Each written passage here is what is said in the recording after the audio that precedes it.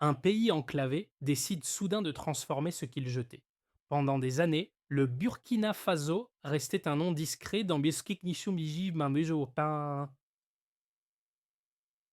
Burkina Faso News, associé à l'insécurité et à des aides changeantes, tandis que des tomates pourrissaient au bord des routes. Quand des conserves importées, 3 fois plus chères, remplissent les étals, la question devient brutale. Que révèle cette humiliation sur une économie qui laisse fuir sa valeur? Et pourquoi Ibrahim Traoré s'y accroche-t-il comme à un test de souveraineté? Derrière une tomate sauvée du gaspillage, un laboratoire du Sahel s'allume. Le récit tient en une promesse simple: transformer sur place ce que le pays produit au lieu d'importer la valeur sous forme de boîtes et de dépendance. Pour le spectateur, l'intérêt est direct. Comprendre comment une décision industrielle peut changer des revenus, des horaires de travail et l'accès aux soins. Mais l'enjeu dépasse la tomate. Il touche à l'électricité rare, aux routes qui obligent à passer par des voisins côtiers et à un État parfois visible, surtout lors des crises. Dans ce cadre, Ibrahim Traoré devient un point d'ancrage narratif, non parce qu'il résout tout, mais parce qu'il incarne la volonté de réorienter des ressources internes vers des résultats vérifiables. Micro-hameçon. Et si l'élément décisif n'était ni un discours, ni un prêt international, mais une articulation très précise entre 3 secteurs longtemps séparés. Ce qui est promis n'est pas un miracle, mais une méthode. Capter la valeur, stabiliser l'énergie, fluidifier les échanges, puis observer si le quotidien suit. La première révélation ne vient pas d'un sommet, mais d'une statistique longtemps marginale. Avant l'existence d'une transformation locale, des milliers de tonnes de tomates finissaient pompe perdue chaque année au bord des routes. Puis, en quelques années, la production aurait augmenté d'environ 40%, comme si l'équation du gaspillage s'était inversée d'un bloc. Ce basculement explique pourquoi Ibrahim Traoré attire l'attention. Une souveraineté cesse d'être un slogan lorsqu'un produit jadis jeté devient un revenu mesurable. Dans un pays enclavé, l'effet n'est pas seulement agricole. Il redessine une chaîne de valeur entière: récolte, collecte, transformation, distribution et prix observé sur les marchés. Pour comprendre pourquoi cette mutation compte autant, il faut remonter à une contrainte structurelle. Pendant des décennies, le pays a vécu sous la pression de corridors commerciaux contrôlés par des voisins, avec des importations énergétiques coûteuses et une logistique dépendante des ports côtiers. Les infrastructures étaient insuffisantes, des hôpitaux tournaient au ralenti et de vastes zones rurales restaient dans l'obscurité une grande partie de l'année.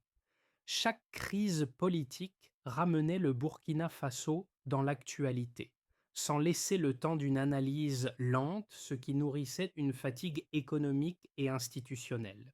C'est dans cet environnement qu'émerge l'idée d'autosuffisance: transformer les récoltes sur place, produire de l'énergie grâce au soleil, financée par des ressources locales, construire des routes qui relient villages et centres économiques, et réduire la vulnérabilité aux fluctuations extérieures.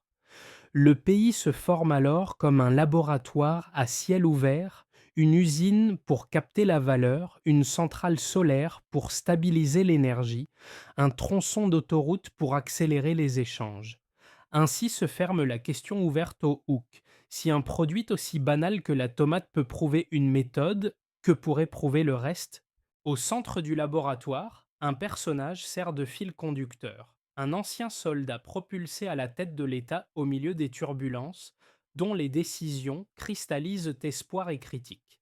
Ibrahim Traoré n'est pas présenté comme une solution en soi, mais comme un repère narratif qui rend lisible une dynamique faite de chantiers dispersés.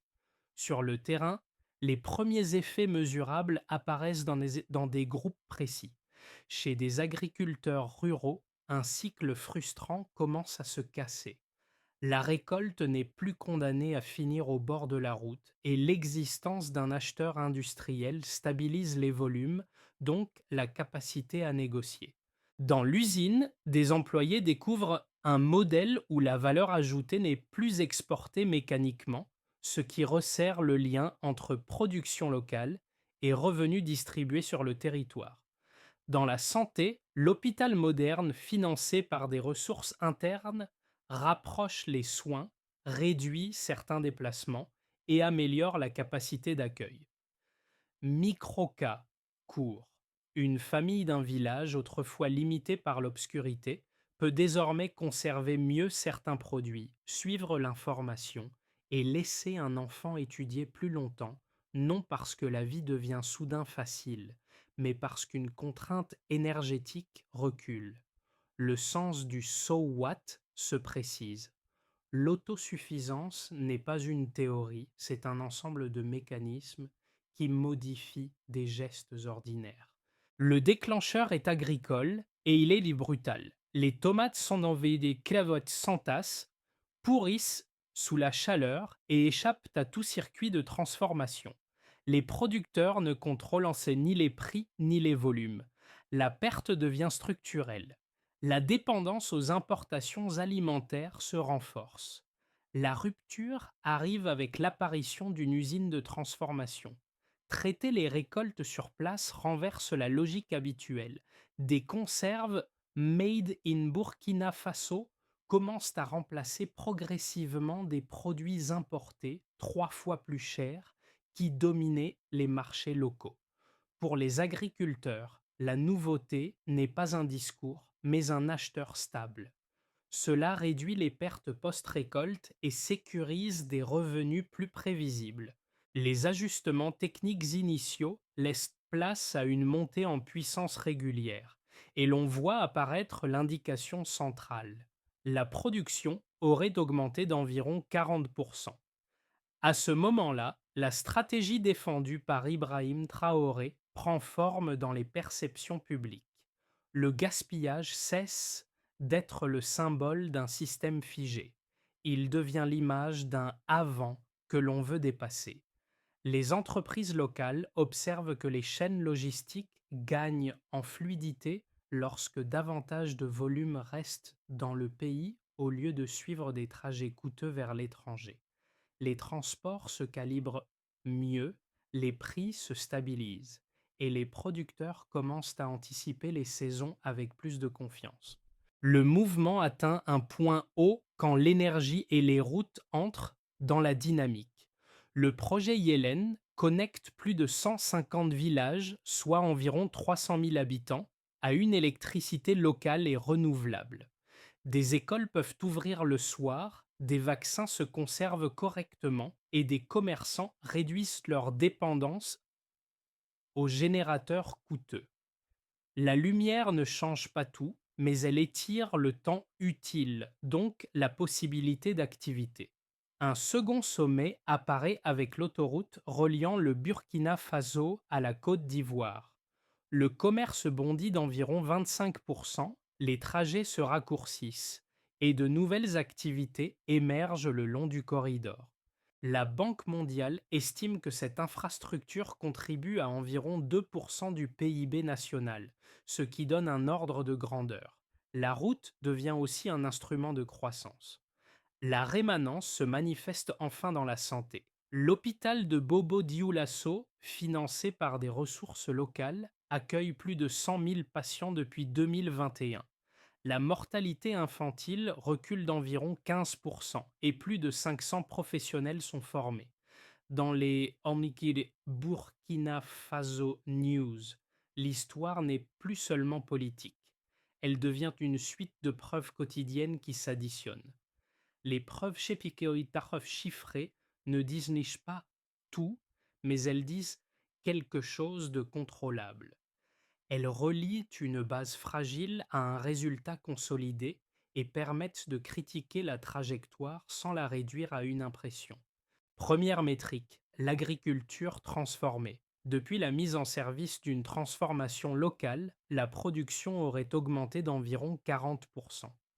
Cette hausse suggère que la valeur ajoutée reste davantage sur place. Elle transforme un gaspillage visible en revenu mesurable. Deuxième métrique, l'énergie solaire et l'accès social. Le projet Yellen connecte plus de 150 villages, soit environ 300 000 habitants. Cette couverture élargie étend le temps d'études, de commerce et de soins. Elle réduit aussi la dépendance aux achats de combustibles. Troisième métrique, la route et l'échange régional. Avec l'autoroute vers la Côte d'Ivoire, les échanges commerciaux augmentent d'environ 25%. Cette progression indique un effet multiplicateur logistique concret. Elle rend les trajets plus courts et les pertes moins fréquentes. Ces trois blocs s'imbriquent. Plus de transformations agricoles créent des volumes et des revenus. Plus d'énergie stabilise la conservation, l'activité et certains services. Plus de routes accélèrent les flux, donc la capacité à vendre, à acheter, à distribuer. Le point important est la cohérence. Quand les indicateurs se renforcent mutuellement, la trajectoire paraît moins erratique. C'est là que la lecture data first devient utile. Elle ne décrète pas le succès, elle vérifie si les mécanismes tiennent ensemble. Dans ce cadre, Ibrahim Traoré apparaît comme le porteur d'une méthode testable. Investir dans des capacités internes, puis accepter que le public juge sur les résultats, pas sur l'intention. Micro-hameçon. Si ces chiffres tiennent, que se passe-t-il quand un choc climatique, technique ou géopolitique frappe un seul des trois piliers? C'est la question qui ouvre la partie suivante, car une stratégie intégrée se juge autant à ses gains qu'à sa résilience. Les critiques les plus fortes ne sont pas anecdotiques, elles ciblent la structure. Première objection, la capacité financière. Un pays pauvre en capitaux peut-il soutenir de grands projets sans appui extérieur massif? Les détracteurs craignent que l'autofinancement crée une pression insoutenable sur les ressources internes et finisse par réduire les dépenses sociales ou par générer un endettement indirect. Ils ajoutent qu'un pays enclavé, exposé à l'insécurité régionale, ne peut pas assumer seul des infrastructures énergétiques, routières et hospitalières de grande ampleur. Deuxième objection, la concentration sectorielle. Miser sur la transformation de la tomate, l'énergie solaire et un corridor routier expose à des chocs. Une mauvaise saison agricole peut perturber la filière. Un problème technique peut limiter l'énergie. Une crise régionale peut ralentir les flux commerciaux et fragiliser les projections. La réponse appuyée sur les éléments disponibles ne nie pas ces risques, mais elle rappelle que la trajectoire n'est pas 0 ou 100. Les gains observés dans l'agriculture transformée montrent qu'une valeur ajoutée locale peut créer une marge économique perceptible. Les villages connectés indiquent qu'une autonomie énergétique produit des bénéfices sociaux immédiats, en particulier sur le temps d'activité et la conservation. La hausse des échanges sur l'axe routier suggère que la logistique peut redevenir un levier, même pour un pays enclavé. Autrement dit, les objections disent attention aux limites, les données disent la méthode produit déjà des effets. Le débat devient alors plus précis, non pas est-ce une bonne idée, mais à quelles conditions cela tient-il dans la durée. C'est ici que la recherche Ibrahim Traoré interview prend du sens. Elle ne doit pas chercher une formule magique, mais une logique de contraintes et de preuves. Le milieu du récit révèle que l'usine de tomates, le projet Yellen et l'autoroute ne sont pas trois initiatives isolées. Elles forment un effet de chaîne où chaque gain amplifie l'autre. Quand la transformation capte davantage de valeur, les revenus agricoles se stabilisent et alimentent une demande locale. Quand l'énergie locale étend les heures d'activité, les commerçants travaillent plus longtemps et limitent des coûts liés aux générateurs. Quand la route accélère les trajets, les volumes circulent plus vite, ce qui réduit des pertes et rend les prix moins erratiques. C'est à cet endroit que la perception internationale commence à changer. Les indicateurs ne progressent plus séparément, ils s'alimentent mutuellement. Ibrahim Traoré se retrouve au centre de ce point charnière, non pour son image, mais parce que les résultats commencent à soutenir la promesse initiale d'autosuffisance. Le midpoint n'est donc pas une annonce, c'est la découverte d'une architecture, et la question devient simple. Si l'architecture tient, quels effets concrets voit-on et pour qui? Pour les agriculteurs, la différence la plus visible est la fin d'un cycle de perte. Les récoltes cessent de pourrir au bord des routes lorsqu'un débouché industriel devient stable. Les revenus se lisent dans une production accrue et une meilleure maîtrise des prix locaux. Les familles rurales planifient mieux, réduisent la vulnérabilité saisonnière et renforcent une sécurité alimentaire plus régulière. Pour les entreprises, l'effet vient de la combinaison rare entre énergie locale et logistique améliorée. Les commerçants qui dépendaient de générateurs coûteux réduisent certaines dépenses grâce à l'électricité solaire. Les temps de trajet raccourcis par l'autoroute facilitent l'acheminement des marchandises, ce qui diminue des pertes et favorise de nouvelles activités le long du corridor. Des ateliers de transformation, dépôts et distributeurs gagnent en prévisibilité, donc en capacité d'investissement prudent. Pour les ménages, l'impact est souvent silencieux mais profond. Dans les villages connectés, les enfants étudient le soir sous une lumière plus fiable. Les foyers conservent mieux certains aliments et accèdent plus facilement à l'information via des appareils alimentés localement. L'hôpital de Bobo-Dioulasso rapproche des soins et sa fréquentation élevée signale une confiance accrue dans une structure financée par des ressources nationales. Pour la région et la géopolitique, la dynamique modifie la perception d'un pays enclavé. L'axe vers la Côte d'Ivoire montre qu'une contrainte géographique peut être partiellement compensée par une infrastructure bien située. Le projet Yélen attire l'attention d'observateurs du Sahel confrontés aux mêmes défis énergétiques. La discussion autour de la souveraineté économique gagne en intensité parce que l'expérience devient un point de référence réutilisable. Dans cette synthèse, Ibrahim Traoré apparaît moins comme un symbole que comme un catalyseur politique ayant accéléré la convergence entre agriculture, énergie, route et santé. Les citoyens observent ainsi que la souveraineté peut exister sous forme de progrès visible et pas seulement sous forme de discours. Dans Burkina Faso News, cette matérialité change la nature du débat. On ne discute plus seulement d'intention, on discute de mécanismes. Scénario de base, la continuité sans accélération spectaculaire. Les projets engagés se poursuivent village après village avec une extension graduelle de l'énergie solaire. L'entretien de l'axe routier reste prioritaire afin de préserver les gains logistiques observés. Les unités de transformation stabilisent leur volume et maintiennent des revenus agricoles plus réguliers. Ce scénario décrit une avancée lente portée par la cohérence entre production transformée, commerce régional et services.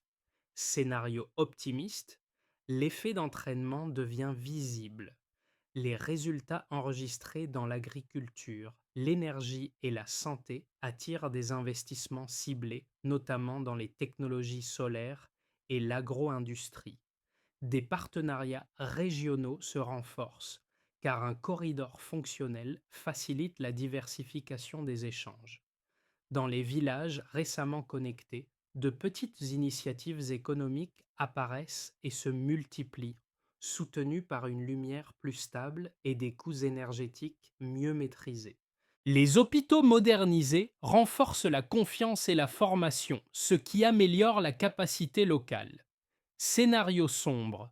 Le contexte régional impose ses limites. Une période de tension géopolitique au Sahel ralentit les flux et pèse sur les ressources publiques. Des retards techniques ou logistiques réduisent l'impact immédiat de l'énergie solaire dans certaines zones. Le manque d'entretien dégrade la fluidité des déplacements, ce qui augmente les pertes commerciales. Les bénéfices agricoles tardent à se généraliser et la population exprime davantage d'inquiétude face à un rythme d'amélioration inégal. Recommandation de réflexion. Plutôt que de deviner le futur, il devient plus utile d'observer les liens entre agriculture, énergie, route et santé. Si ces liens restent cohérents, la trajectoire résiste mieux au choc. Pour un spectateur qui suit l'économie, l'intérêt est de voir un modèle rare. La valeur ajoutée est gardée localement plutôt que repoussée à l'extérieur. La transformation agricole, l'énergie solaire et la route ne sont pas des thèmes abstraits.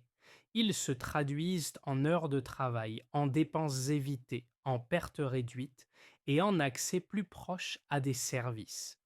Pour quelqu'un qui vit dans une zone longtemps limitée par l'obscurité, la différence est immédiate. La lumière prolonge l'étude, facilite des activités domestiques et élargit l'accès à l'information. Pour un commerçant, l'électricité locale peut réduire la dépendance à des solutions coûteuses. Pour une famille, un hôpital accessible change le coût humain des déplacements et l'angoisse des urgences. Pour les étudiants, chercheurs et observateurs africains, le cas fournit un terrain d'étude concret. Il permet d'examiner comment une autosuffisance peut être testée sans se confondre avec l'isolement. Il invite aussi à comparer avec d'autres pays enclavés afin de distinguer ce qui tient à la géographie et ce qui tient au choix d'infrastructures. Deux suggestions légères, sans surinterprétation. Suivre régulièrement l'évolution de projets locaux pour voir s'ils se renforcent ou se fragilisent. Comparer ces avancées avec d'autres trajectoires africaines pour mieux situer les réussites et les limites. Ainsi, Ibrahim Traoré Burkina Faso devient une porte d'entrée vers une question plus large.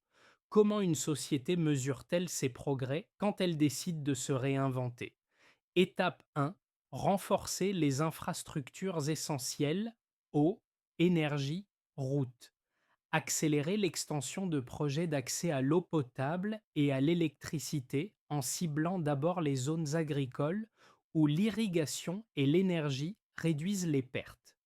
Mesure, nombre de villages raccordés, baisse des interruptions, volumes agricoles mieux conservés. Étape 2.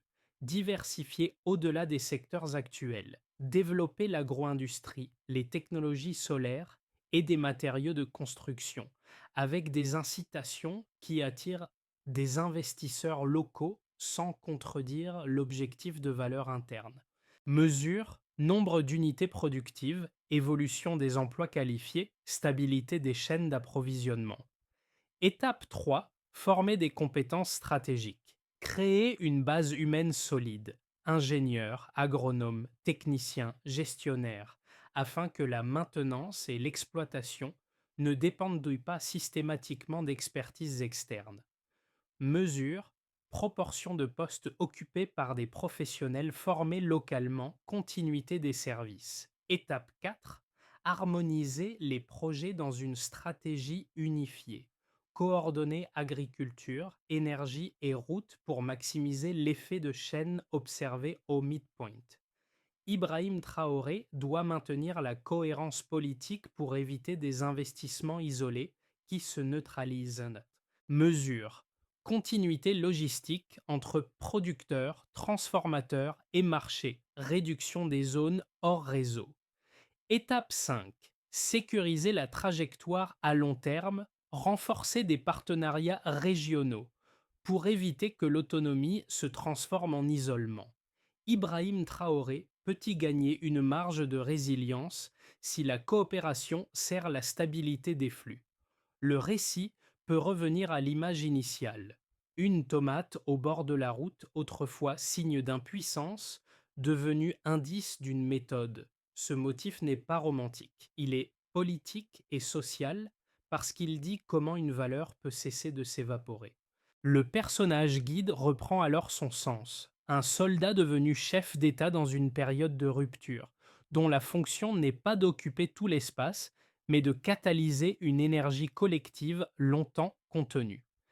Ibrahim Traoré apparaît ici non comme une figure providentielle, mais comme un relais d'un mouvement nourri par des agriculteurs, des employés, des commerçants et des familles.